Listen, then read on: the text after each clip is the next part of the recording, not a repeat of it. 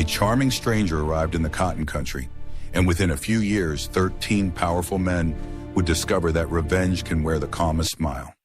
Welcome to Shadows of Black History. If you enjoy powerful, untold stories from the past, please subscribe to our channel and like this video if you have not done so already. We truly appreciate your support. Stay with us until the very end because this is a story so strange and suspenseful that you will not want to miss a single paragraph. Now relax as we begin our story. In the humid countryside of Louisiana during the year 1858, plantations stretched across the land like small kingdoms. Each plantation belonged to a wealthy master whose authority seemed absolute. Cotton fields rolled for miles beneath the heavy sun, and the lives of thousands were controlled by a handful of powerful men. Yet power has a strange weakness. It blinds those who believe they cannot be touched, and sometimes the quietest stranger can slip past their defenses. The stranger appeared one late afternoon along a dusty road that curved between two large estates. His clothes were simple yet clean, and his posture carried a calm confidence that made people look twice. He introduced himself as Elias Mercer. His voice was smooth, educated, and unexpectedly refined for a traveler walking alone through plantation country. No one knew exactly where he came from, but people quickly remembered his eyes, steady, observant, and strangely patient. Within days, he found work repairing instruments and clocks. Plantation houses were full of delicate machines shipped from Europe, and few people nearby understood how to fix them. Elias did. Word spread quickly that the mysterious traveler could restore broken timepieces, tune pianos, and repair intricate locks. Plantation masters welcomed him into their homes. They saw a useful craftsman. None of them realized they had just opened the doors of their private lives to a man whose intentions were far more complicated. The first plantation to invite Elias Mercer inside belonged to Harold Whitcomb, a man known across the parish for his wealth and temper. Whitcomb owned vast cotton fields and believed discipline and fear were the only tools needed to maintain control. His mansion rose above the fields like a palace, with tall white columns and long verandas designed to capture the evening breeze. When Elias arrived to repair a broken grandfather clock, he entered a world of luxury that hid darker truths beneath polished floors. Whitcomb barely noticed the quiet craftsman working in the corner of his study.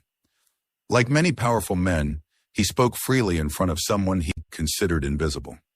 Elias listened carefully while adjusting gears and springs inside the clock.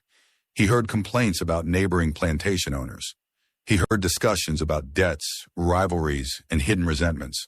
Most importantly, he learned something else about Whitcomb and men like him. Their greatest weakness was not money or power. It was pride.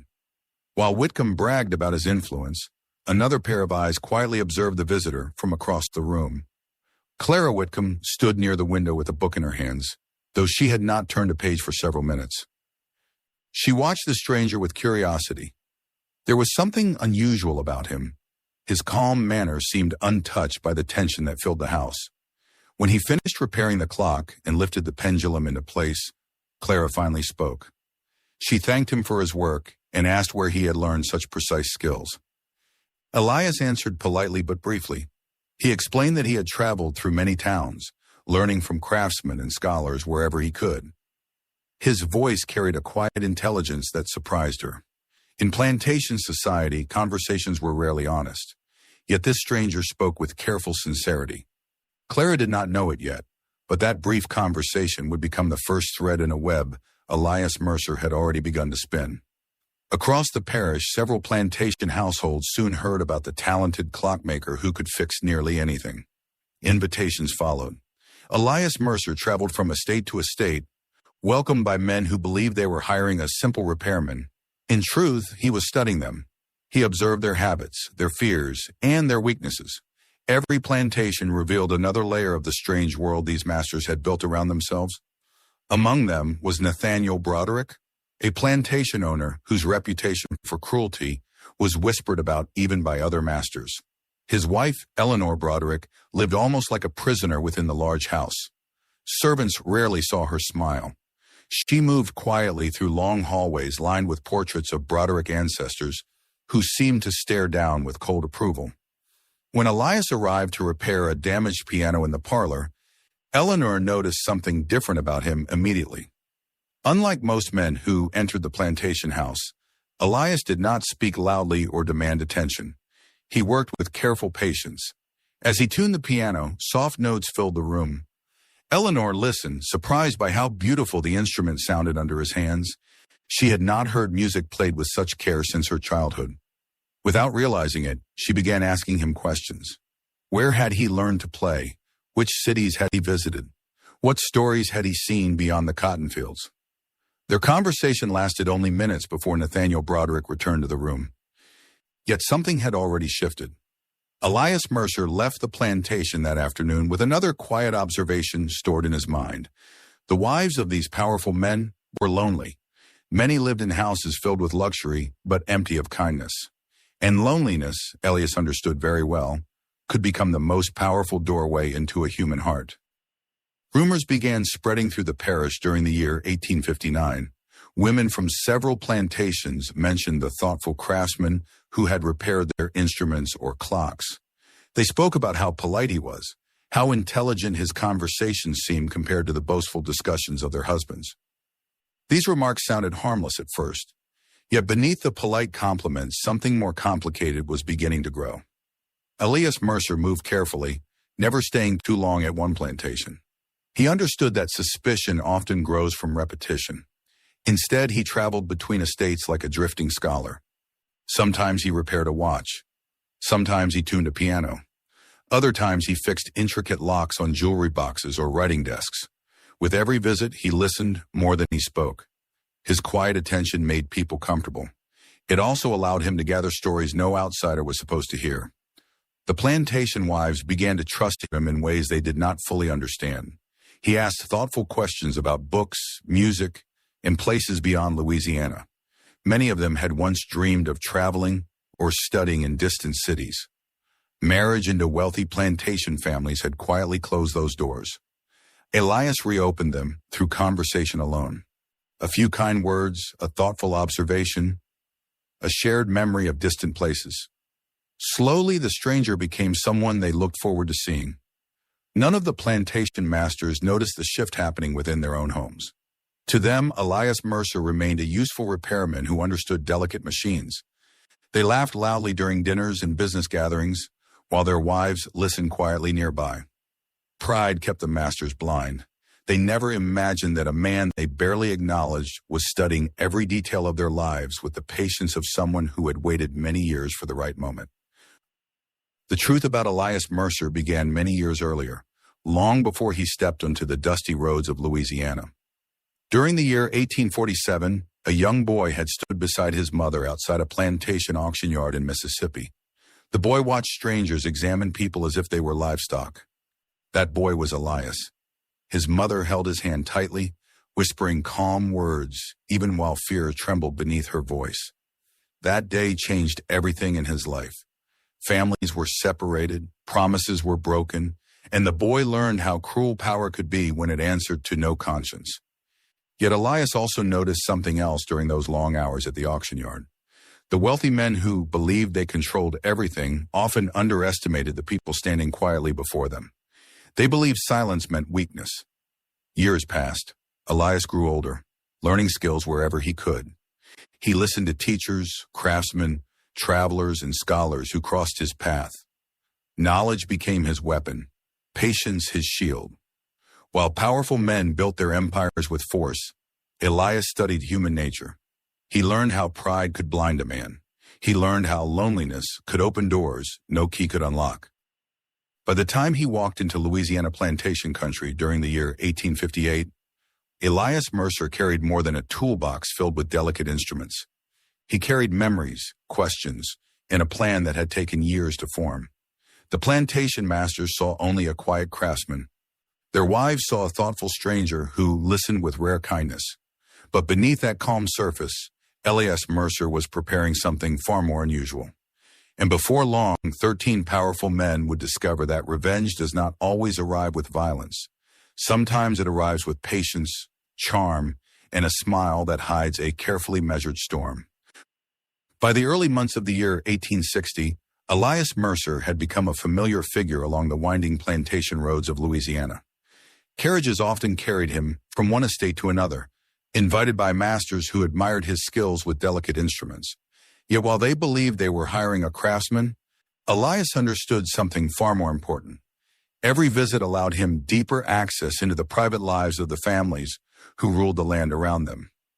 One evening, he arrived again at the Whitcomb plantation, where the large grandfather clock he had repaired months earlier continued to tick perfectly in the hallway. Harold Whitcomb greeted him with loud satisfaction, praising the repair in front of guests as proof that he hired only the best workers. The compliment meant nothing to Elias. Instead, his attention quietly moved toward Clara Whitcomb, who sat near the edge of the veranda, watching the sunset beyond the cotton fields. Clara had changed since their first meeting. The loneliness in her eyes had become more visible, as if the quiet conversations she shared with Elias during earlier visits had awakened thoughts she could no longer ignore. Plantation society required wives to behave with calm obedience, smiling during dinners while their husbands spoke loudly about profits and politics. Yet Clara had begun to ask herself a question she had never dared to speak aloud. Was this truly the life she had chosen? When Elias stepped onto the veranda, she greeted him with the small smile of someone relieved to see a familiar face. Their conversation began with polite topics, music, books, small details of travel. Yet beneath the surface, something more personal stirred between them. Elias listened with the patience that had become his greatest strength. Clara spoke about the silence that filled the large house whenever guests departed. She spoke about the strange emptiness of living in luxury without purpose. Elias said very little, but every word he chose was careful and precise, like a craftsman placing delicate gears into a clock. Across the parish, another plantation stood along the riverbank, owned by a man named Charles Davenport. His estate was known for grand parties where powerful men gathered to drink and boast about the fortunes they believed would last forever. Davenport's wife, Margaret Davenport, moved through these gatherings like a shadow beside her husband. She was elegant and educated, yet her opinions rarely mattered in a world where men controlled every conversation. When Elias Mercer arrived to repair a complicated European music box in the Davenport house, Margaret watched him with quiet fascination. The music box had remained broken for years. Several traveling mechanics had attempted to fix it, but failed. Elias opened the intricate mechanism with careful hands, studying each tiny spring and gear while the room filled with silent anticipation. Within an hour, the music box began playing again. A soft melody drifted through the parlor, delicate and haunting. Margaret closed her eyes for a moment as if the sound had carried her somewhere far away. When she opened them again, she looked at Elias not merely as a repairman, but as someone capable of restoring forgotten beauty. That evening, she asked him about the cities he had seen during his travels. Elias spoke about libraries in distant towns, about musicians who practiced for hours in quiet halls, about craftsmen who treated their work like art rather than labor. His stories were simple, yet they painted a world far beyond the cotton fields. Margaret listened carefully, her curiosity growing with every sentence. She had lived for years surrounded by wealth, yet suddenly she realized she knew very little about the wider world. Elias Mercer had opened a door in her mind that could never fully close again. As the months passed, Elias visited more plantations across the parish. Each estate revealed another wife who lived within invisible walls. Eleanor Broderick spent her evenings reading alone in the library while her husband drank with guests. Clara Whitcomb watched sunsets from the veranda, while Harold Whitcomb argued about business with neighboring landowners. Margaret Davenport attended lavish parties where her presence was admired, but her voice ignored. Elias never rushed anything. His plan depended entirely on patience. Instead of dramatic gestures, he offered small acts of attention. He remembered details from earlier conversations. He asked thoughtful questions about books they enjoyed, about music they once played as children, about dreams they had quietly abandoned after marriage. These conversations did not appear dangerous to anyone watching from the outside, yet slowly they created bonds that felt surprisingly powerful. One afternoon, Eleanor Broderick asked Elias a question that revealed just how deeply his influence had begun to grow. She asked him whether he believed people could truly change their lives if they found the courage to act. Elias paused before answering. His reply was calm but meaningful. He said that sometimes the greatest prisons were built not from iron, but from expectations. Once a person realized those walls were invisible, they could begin searching for a door. The idea lingered in Eleanor's mind long after Elias left the plantation that day. She walked through the halls of the Broderick house, noticing every detail differently. The portraits on the walls no longer looked proud. They looked like reminders of a rigid tradition she had never chosen. For the first time in years, she wondered whether her life might hold possibilities beyond obedience to a cruel husband. Meanwhile, the plantation masters remained completely unaware of the quiet transformation unfolding within their own homes. They continued inviting Elias Mercer to repair instruments, praising his skills, and recommending him to neighboring estates. The irony was almost unbelievable. By trusting him with access to their private rooms and parlors, they unknowingly helped him strengthen the connections he was building with their wives. At social gatherings, Elias observed how the masters behaved. Pride filled every conversation. They competed over land, profits, and influence while speaking about people around them as if they were possessions. None of them noticed the thoughtful glances exchanged between their wives and the quiet craftsman standing near the corner of the room. Elias knew that revenge built on anger alone often collapsed too quickly. Real transformation required something more careful. He did not want to destroy these men through violence. Instead, he wanted them to face a consequence they had never imagined possible. The very people they believed they controlled would become the reason their power unraveled. Late one night, Elias sat alone in a small rented room above a general store in town. A candle flickered beside the tools spread across his table. Yet he was not studying instruments, he was studying letters. Carefully folded papers written by several plantation wives rested in front of him. Each letter spoke about loneliness, frustration, and curiosity about a different life. Elias read them slowly, understanding that the next steps of his plan were beginning to take shape. The year 1861 arrived with tensions spreading across the nation. Political arguments about slavery and power grew louder every month. Plantation masters worried about conflicts that might threaten their fortunes. Yet inside their own homes, another conflict was quietly forming, one they could not yet see. Clara Whitcomb wrote to Elias describing how she dreamed of traveling north to study music. Margaret Davenport asked him about schools where women could learn literature and languages. Eleanor Broderick wrote about her fear of living forever under the cruelty of her husband. Each letter revealed something deeper than simple admiration. These women were beginning to imagine lives beyond the plantations. Elias responded carefully to each message. He never made promises he could not keep. Instead, he encouraged their curiosity. He described towns where women worked as teachers, musicians, and writers. He explained that knowledge and independence could grow slowly if someone found the courage to pursue them. Every letter he sent planted another seed of possibility. By the end of that year, the number of women writing to Elias Mercer had grown far beyond 3. Several plantation wives now shared similar thoughts, though none of them realized how many others felt the same way. Elias knew exactly how many. 13 letters rested in the wooden box beside his tools. 13 voices questioning the lives they had been forced to accept. The plan Elias Mercer had carried for years was finally approaching its most delicate stage. The plantation masters believed they ruled their households completely. Yet the quiet craftsman they had welcomed into their homes was about to prove something extraordinary. Sometimes the most powerful revenge is not destruction. Sometimes it is awakening. And when 13 women awaken at the same time, even the strongest empires can begin to tremble. By the spring of the year 1861, Elias Mercer had become something far more significant than a traveling repairman. In the quiet corners of plantation houses across the parish, he had become a confidant, a listener, and for some women, the first person who had ever taken their thoughts seriously. Yet even those women who trusted him deeply still did not understand the full shape of the plan unfolding around them. The letters continued arriving, carefully delivered through servants or hidden within small packages sent to the general store in town. Each one carried the voice of a woman questioning the life she had been given. Clara Whitcomb wrote about the constant arguments she overheard between plantation owners, discussing profits and politics, as if human lives were merely numbers on paper. Margaret Davenport wrote about her frustration at watching brilliant conversations about literature and science remain forever outside her reach. Eleanor Broderick wrote with a mixture of fear and determination, describing how the cruelty of her husband had finally become unbearable.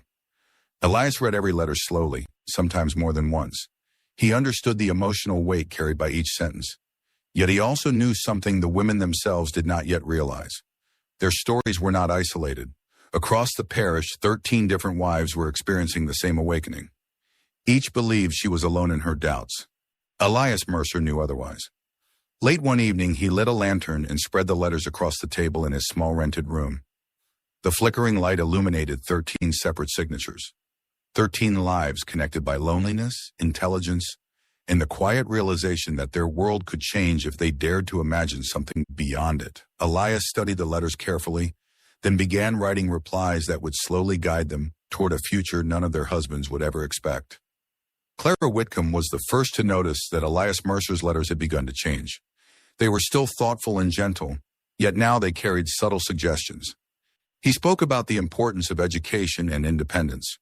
He mentioned towns where women had created schools and small businesses. He described libraries where curious minds gathered to share ideas freely. At first, Clara simply read the letters with fascination, but soon the ideas began influencing her daily life. She reopened the piano in the parlor and began practicing again after years of silence. Music filled the Whitcomb house during quiet afternoons, while her husband rode through the fields inspecting crops. Servants passing through the hallway paused to listen, surprised by the energy that had returned to their mistress.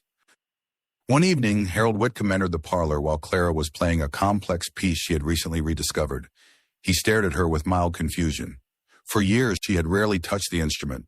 Now the sound of confident music echoed through the room. When he asked what had inspired her sudden interest, Clara answered simply that she had been reminded how much she once loved it. Whitcomb shrugged and poured himself a drink.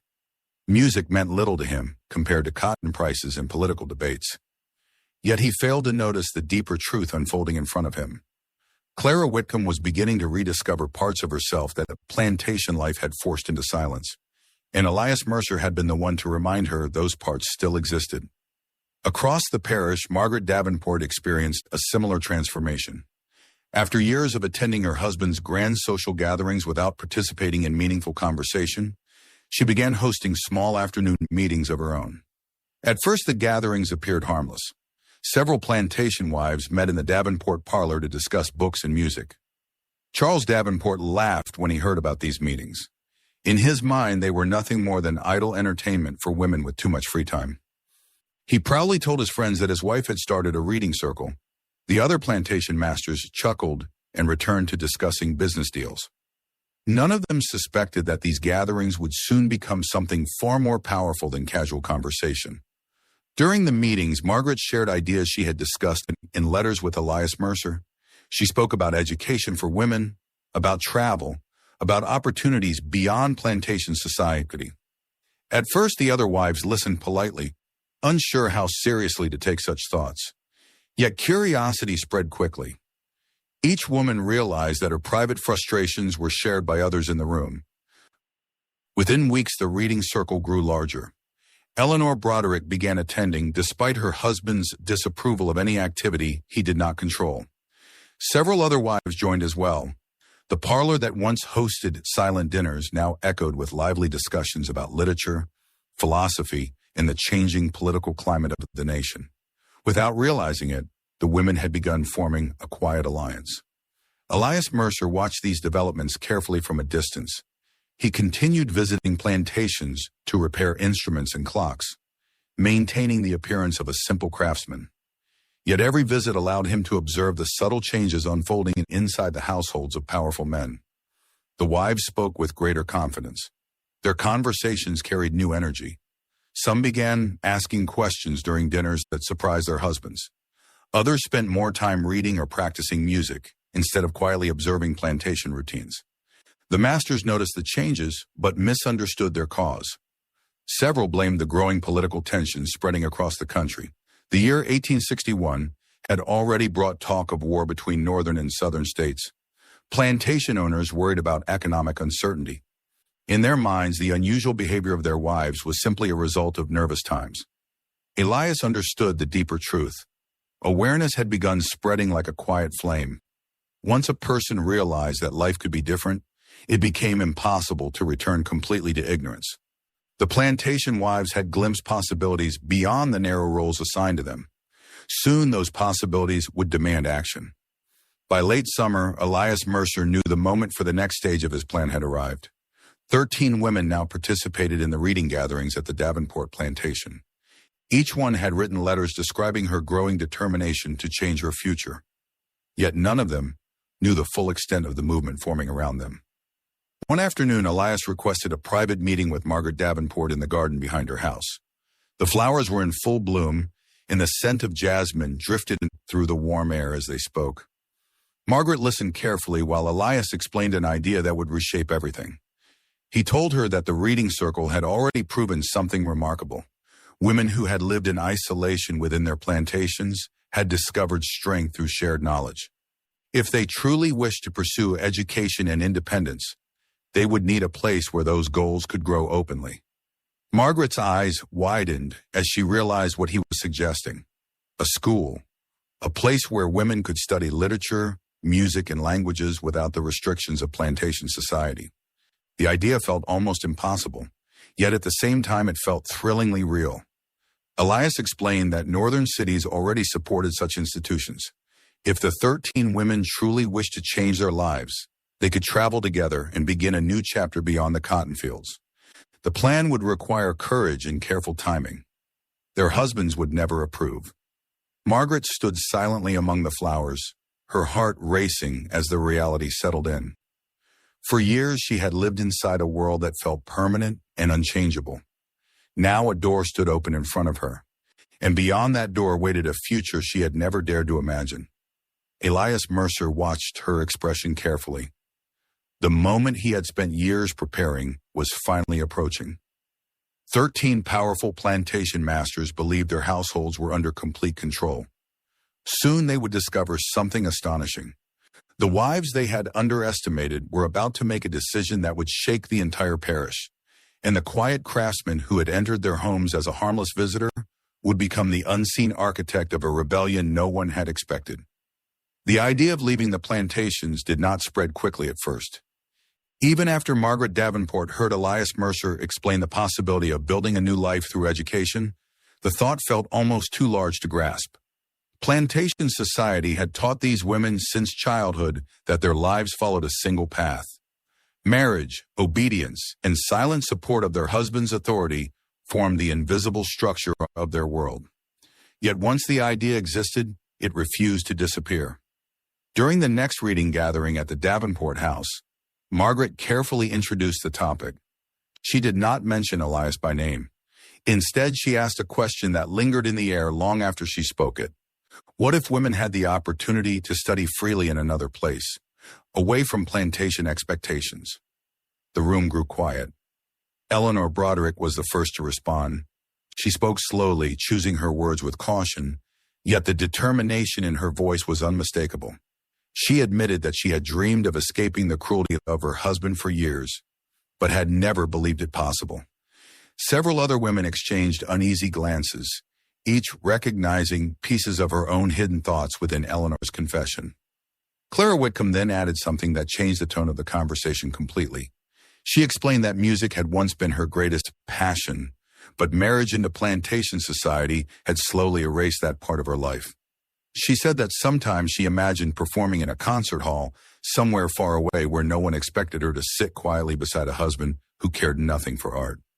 The room filled with a strange mixture of excitement and fear as more voices joined the discussion. While the women debated possibilities inside the Davenport parlor, the plantation masters gathered elsewhere in the parish to discuss political tensions spreading across the country. The year 1861 had brought the first rumblings of a conflict that would soon erupt into the American Civil War.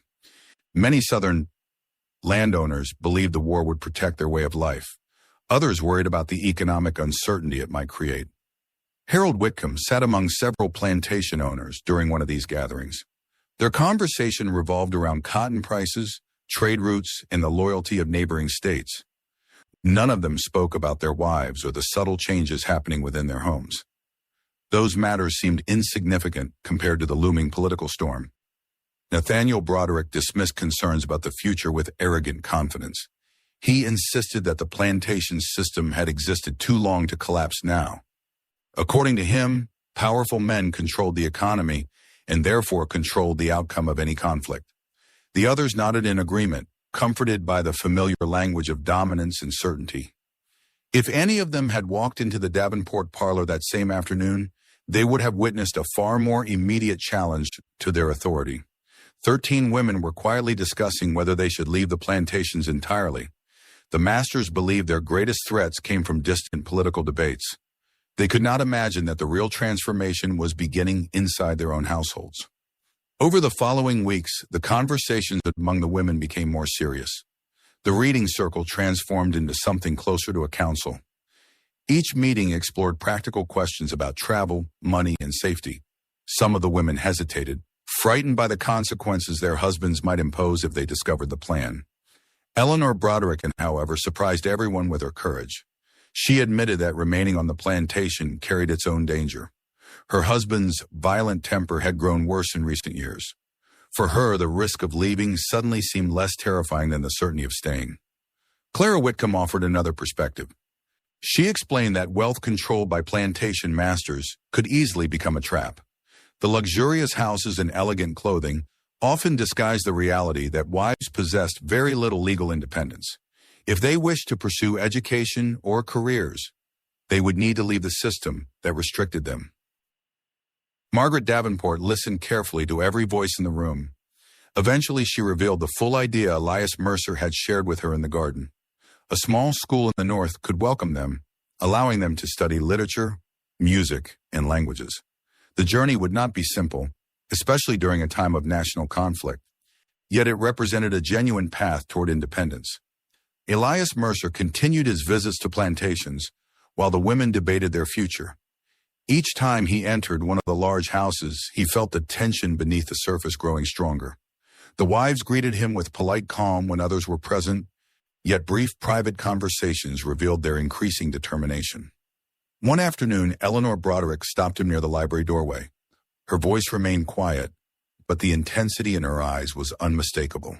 She told him that the women had nearly reached a decision. Fear still lingered among them, yet the possibility of freedom had become too powerful to ignore. Elias listened without interrupting. He understood that the choice had to belong entirely to them. His role was not to command their actions, but to reveal possibilities they had never been allowed to consider. The final step required courage that only they could summon. Later that evening, Elias walked through the small town near the parish, reflecting on the years that had brought him to this moment. His plan had never been about simple revenge against plantation masters. It had been about something deeper. These powerful men believed they controlled every life within their estates. By helping their wives discover independence, Elias was proving that authority built on oppression could collapse from within. The decisive meeting occurred during a stormy evening late in the summer of 1861. Rain fell steadily against the windows of the Davenport house as the 13 women gathered once again in the parlor. Thunder rolled across the sky while candles flickered on the table beside stacks of books. Margaret Davenport stood near the center of the room and spoke with calm determination. She explained that every person eventually reaches a moment when hesitation becomes more dangerous than action. The plantation system had defined their lives for years, yet the nation itself was beginning to fracture under the weight of that same system. Clara Whitcomb added that the approaching war would likely change the country forever. If the future was uncertain, perhaps that uncertainty offered a chance to create new lives rather than remain trapped in old ones. Eleanor Broderick nodded firmly, declaring that she had already decided to leave regardless of the consequences. One by one, the other women shared their thoughts. Some spoke with trembling voices, others with surprising confidence. Yet every statement carried the same underlying realization. Their lives could no longer continue as before. The reading circle that had once discussed novels and music had evolved into something revolutionary. When the final vote was taken, all 13 women agreed. They would leave the plantations together and travel north to begin their education. The decision felt both terrifying and exhilarating. Outside, the storm continued to roar, but inside the parlor, a different kind of storm had just begun.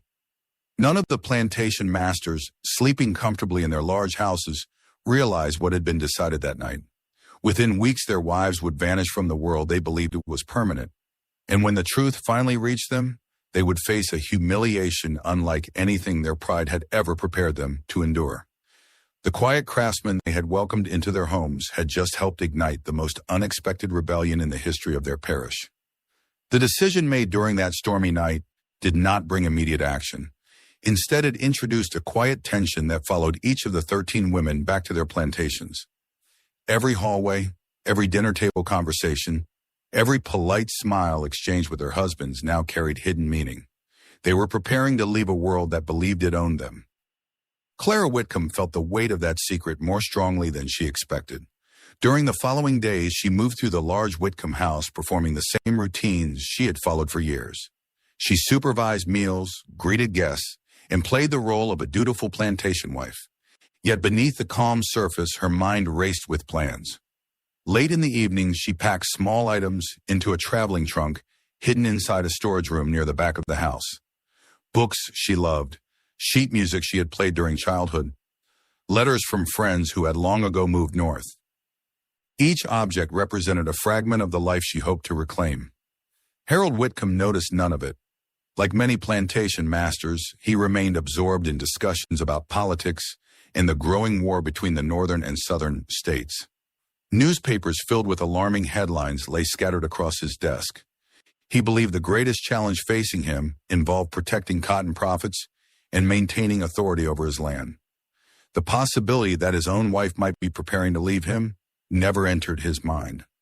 Margaret Davenport faced a more complicated challenge. Her house had become the center of the reading circle, which meant servants and visitors often noticed the gatherings taking place in her parlor. To avoid suspicion, she gradually reduced the number of meetings while quietly communicating with the other women through letters and brief visits. The plan required careful coordination. Traveling during wartime carried risks, especially for groups of women leaving southern plantations without their husbands. Elias Mercer helped arrange the details. Through contacts he had made during years of travel, he located a safe route leading toward cities where the women could continue their education. One afternoon, Margaret met Elias in the garden once again, the same place where the idea of leaving had first been spoken aloud. She listened closely while he described the journey. The women would travel in small groups rather than all at once, avoiding attention along the roads. A trusted carriage driver would escort them north toward a town where friends of Elias had promised assistance.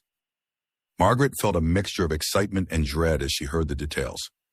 Once the first woman left her plantation, there would be no turning back. The decision made during the stormy night would become reality.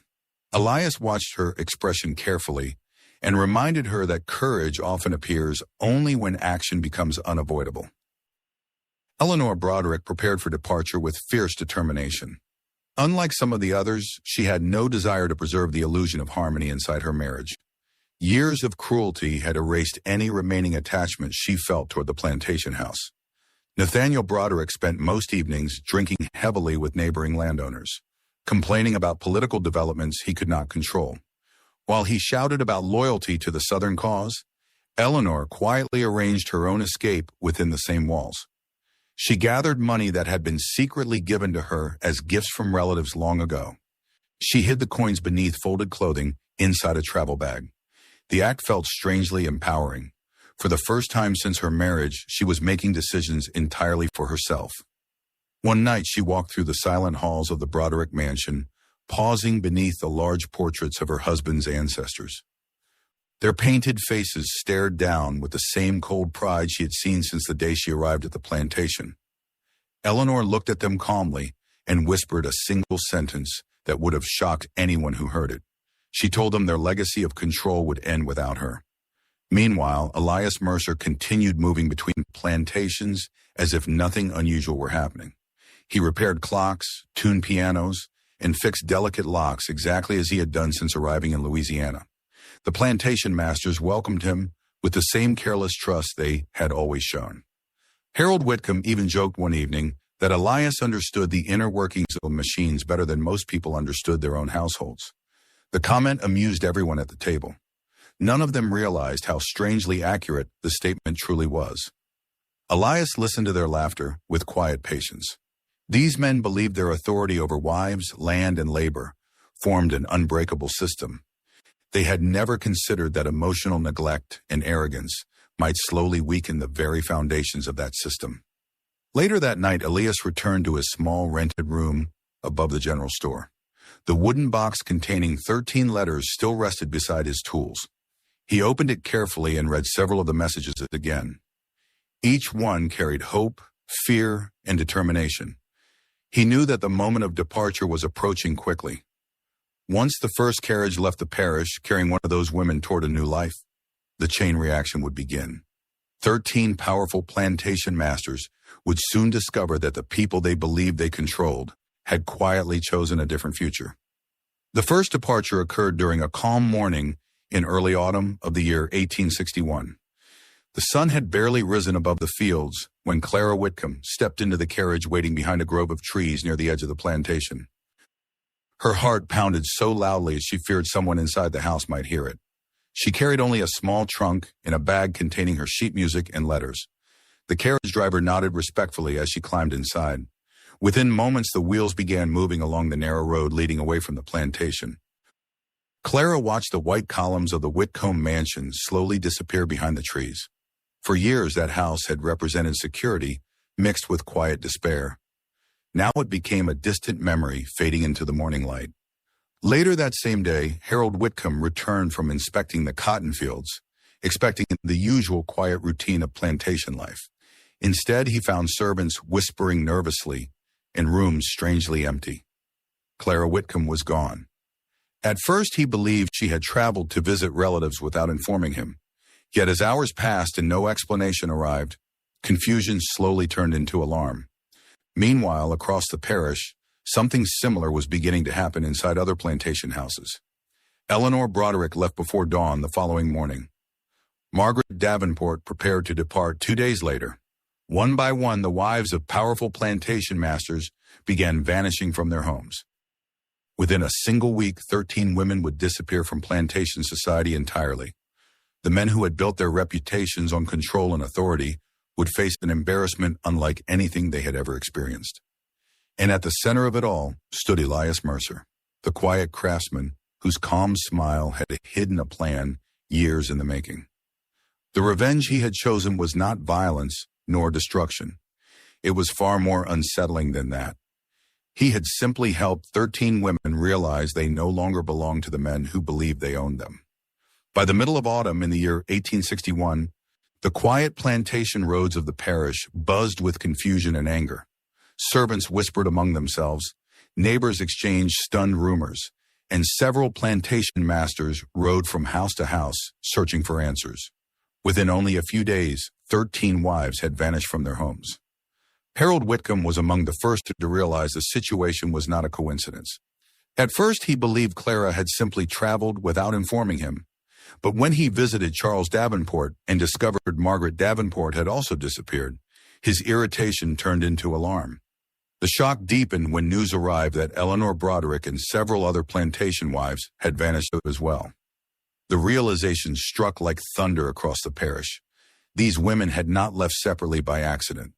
Something connected their departures. Plantation masters gathered angrily to discuss what had happened. Their pride had been wounded in a way none of them had ever imagined possible. Nathaniel Broderick shouted accusations at anyone who would listen. He insisted that some unknown agitator must have influenced the women, perhaps northern abolitionists spreading dangerous ideas. His voice echoed through the meeting hall while the other men struggled to understand how 13 households could collapse into scandal at the same moment. Yet none of them could produce a clear explanation. The only thing they agreed upon was that someone must have encouraged their wives to abandon the plantations, and whoever that person was had humiliated some of the most powerful men in the region. While the plantation masters argued among themselves, the women traveled steadily northward. They moved carefully along routes Elias Mercer had arranged through trusted contacts. Small towns along the way provided temporary shelter where the travelers could rest before continuing the journey. The road was not easy. News of the growing Civil War had already begun to disrupt transportation across the country. Military patrols occasionally stopped travelers to ask questions. Yet traveling in small groups helped the women avoid suspicion. They appeared simply as families relocating away from the southern conflict. Clara Whitcomb felt the weight of uncertainty during the early days of the journey. Each mile carried her farther from the life she had always known. Yet with every passing day, she also felt something new growing inside her. Freedom. It was unfamiliar and sometimes frightening, but it also felt powerful. Margaret Davenport spent long hours discussing books and ideas with the other women inside the carriage. Their reading circle had once been limited to a quiet parlor on the plantation. Now the entire world seemed open for conversation. They spoke about literature, music, politics, and the future of a country entering one of the most turbulent periods in its history. Eleanor Broderick remained the most determined among them. For her, the journey represented escape from a prison she had endured for years. She often looked out across the changing landscape with calm satisfaction. Each mile north felt like a step away from fear. Back in the parish, suspicions slowly began pointing toward a familiar figure. Several plantation masters eventually remembered something that now seemed impossible to ignore. Nearly all of their wives had spoken at some point about a traveling craftsman who repaired instruments and clocks. Harold Whitcomb was the first to speak Elias Mercer's name aloud during one of the tense gatherings among the plantation owners. At first, the others dismissed the idea. Elias had always appeared polite, quiet, and harmless. He was simply a repairman who visited their houses occasionally. But the more they discussed it, the more the pieces began to connect. Many of their wives had first mentioned him around the same period. Some had spoken about interesting conversations with him regarding music or literature. Others had asked unusual questions about travel or education after his visits. Nathaniel Broderick slammed his fist against the table when the realization finally reached him. He shouted that the quiet craftsman must have manipulated the women with false promises. In his mind, Elias Mercer had not simply encouraged their wives to leave. He had stolen them. Anger spread rapidly through the group of plantation masters. Pride turned humiliation into fury. These men had built their reputations on control and authority. The idea that a single outsider could influence their households was unbearable. Yet despite their anger, they faced a frustrating truth. Elias Mercer had disappeared as well. By the time suspicion focused on him, Elias was already miles away from the parish. He traveled quietly along the same northern route as the women, though he kept his distance to avoid drawing attention. His role in their journey had always been that of a guide rather than a leader. One evening, he arrived at a small town where several of the women were scheduled to stop for the night. Clara Whitcomb, Margaret Davenport, and Eleanor Broderick greeted him with visible relief. Seeing him again reminded them that the daring plan they had followed was part of something larger than their individual decisions. They gathered inside a modest boarding house dining room to discuss the next stage of their journey. Elias explained that the remaining distance to their destination would take several more days. Beyond the next state line, they would reach a town where a progressive school had agreed to welcome them. For a moment, the room filled with silence as the women absorbed the reality of what awaited them. Education, independence, and the chance to build lives defined by their own choices rather than plantation expectations. Clara finally spoke the question that lingered in everyone's mind. She asked Elias why he had devoted so much effort to helping them escape a system that had trapped them for years. His answer was calm but deeply personal. Elias Mercer told them about the boy he once was, standing beside his mother outside the auction yard many years earlier. He described the fear he felt watching families separated by wealthy men who believed their power could never be challenged. That memory had shaped his understanding of injustice long before he arrived in Louisiana. He explained that revenge had once seemed like the only answer. As a young man, he had imagined confronting plantation masters directly, but as he grew older, he realized violence often created more suffering without truly changing the system that caused it. Instead, he chose a different path.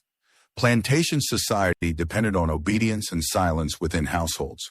If the wives of powerful men discovered their own independence, the illusion of total control would begin to crack. Helping the 13 women awaken to their own potential was not simply revenge. It was proof that authority built on arrogance could collapse in unexpected ways. The plantation masters believed they ruled everything within their estates, yet the most personal part of their lives had slipped beyond their control. The women listened quietly as Elias finished speaking. None of them had fully understood the deeper purpose behind the plan until that moment. They had been searching for freedom from loneliness and neglect. Elias had been demonstrating something even larger. Together, they had exposed the fragile foundation beneath a system that claimed absolute power. And as their journey toward a new future continued, the men who once believed themselves untouchable were left behind in a parish filled with embarrassment and unanswered questions. Only one more chapter remained before the strange revenge of Elias Mercer would reach its final and unforgettable conclusion. By early winter of the year 1861, the long journey finally brought the 13 women and Elias Mercer to a northern town where the air felt colder, but the atmosphere strangely hopeful. The town stood beside a river lined with brick buildings, schools, and small music halls. Unlike the plantation estates they had left behind, this place buzzed with people pursuing trade, study, and ideas. When the carriages rolled into the town square, the women looked around with quiet amazement. No vast cotton fields surrounded the streets. No large houses controlled by a single powerful master dominated the landscape. Instead, there were shops, classrooms, libraries, and bustling markets where people moved freely through their daily lives. The school Elias had mentioned stood near the edge of town, a modest but welcoming building with tall windows and a small courtyard. The head mistress, a thoughtful woman named Abigail Carter, greeted the travelers with calm warmth.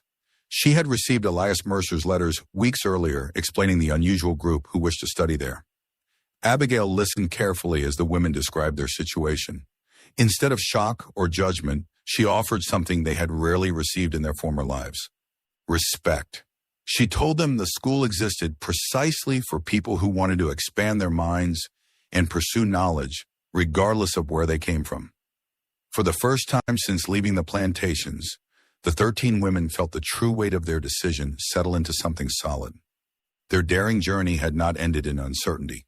It had brought them to a place where their curiosity and intelligence were welcomed rather than ignored. The first weeks at the school felt both exhilarating and overwhelming. Many of the women had not studied seriously since childhood, yet their determination pushed them forward.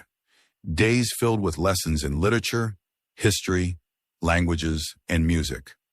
Clara Whitcomb spent long hours practicing piano in the music hall. The instrument echoed through the corridors with energy she had not felt in years.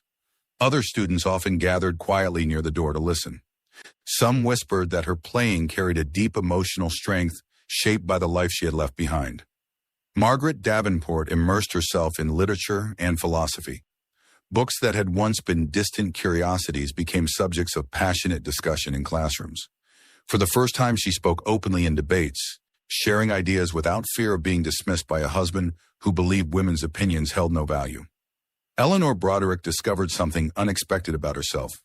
She possessed a remarkable talent for teaching. During study sessions, she often helped younger students understand difficult passages from history texts. Abigail Carter noticed her ability and soon invited her to assist with beginner classes. The 13 women who once lived isolated inside plantation mansions now walked freely through classrooms filled with conversation and learning. Their transformation amazed even themselves. Far to the south, however, the scandal continued to echo through plantation society. The disappearance of 13 wives had become a story repeated across neighboring counties. Some people treated it like gossip. Others viewed it as a troubling sign of social change.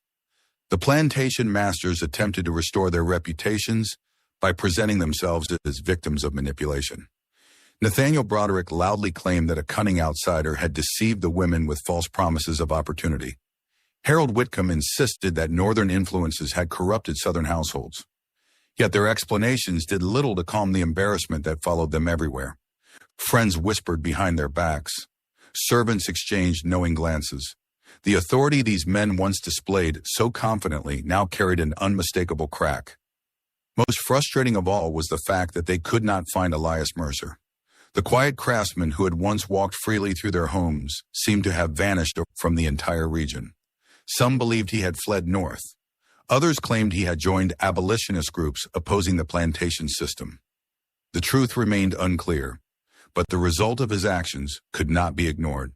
13 powerful plantation masters had lost something they believed could never leave them: control. During the spring of the year 1862, nearly a year after the first quiet reading gatherings in the Davenport parlor, the school organized a public event celebrating music and literature. Students and townspeople filled the hall to hear performances and speeches from those who had made remarkable progress in their studies. Clara Whitcomb stepped onto the stage to perform a complex piano piece she had practiced for months. The audience listened in respectful silence as her fingers moved across the keys with graceful confidence. When the final notes faded, applause filled the hall. Margaret Davenport delivered a thoughtful speech about the power of education to transform lives. She spoke about curiosity, courage, and the importance of questioning traditions that limit human potential. Many listeners later said her words carried a quiet strength that made them reconsider their own assumptions about society. Eleanor Broderick stood beside the Abigail Carter to help present certificates to several younger students she had been teaching. Watching the proud smiles of those children reminded her how different her life had become. At the back of the hall, Elias Mercer stood quietly among the crowd. He did not seek recognition or applause. His calm expression revealed quiet satisfaction as he watched the women build the new lives they had once believed impossible. Months later, Elias Mercer prepared to leave the town and continue traveling once again. His work there was finished. The 13 women no longer needed guidance. They had discovered their own strength and direction. Before departing, he met them one final time in the school courtyard. Spring flowers filled the garden with color as they spoke about the strange path that had brought them together. Clara thanked him for reminding her that passion for music did not disappear simply because society ignored it. Margaret thanked him for encouraging ideas she had once been afraid to voice. Eleanor thanked him for giving her the courage to step away from a life defined by fear. Elias listened quietly before offering a final reflection. He explained that history often celebrates loud revolutions and dramatic battles. Yet sometimes the most powerful changes begin with quiet conversations that awaken people to their own possibilities. The plantation masters who had ruled their estates believed they possessed absolute authority over the lives around them. But their greatest weakness had been arrogance. They never imagined that respect, curiosity, and simple human kindness could inspire a rebellion far more effective than violence. As Elias Mercer walked away from the courtyard that afternoon, the 13 women watched with a mixture of gratitude and wonder. His revenge against the plantation system had been strange, subtle, and brilliant. He had not burned plantations or confronted powerful men with weapons. Instead, he had done something far more unsettling. He had shown the wives of 13 masters that their lives belonged to themselves. And once that truth awakened, no amount of wealth or authority could ever force it back into silence. Thank you for watching Shadows of Black History. If this story fascinated you, remember to subscribe to the channel and like the video so more hidden stories from history can reach curious minds like yours. Until the next story, stay curious and keep exploring the shadows of history.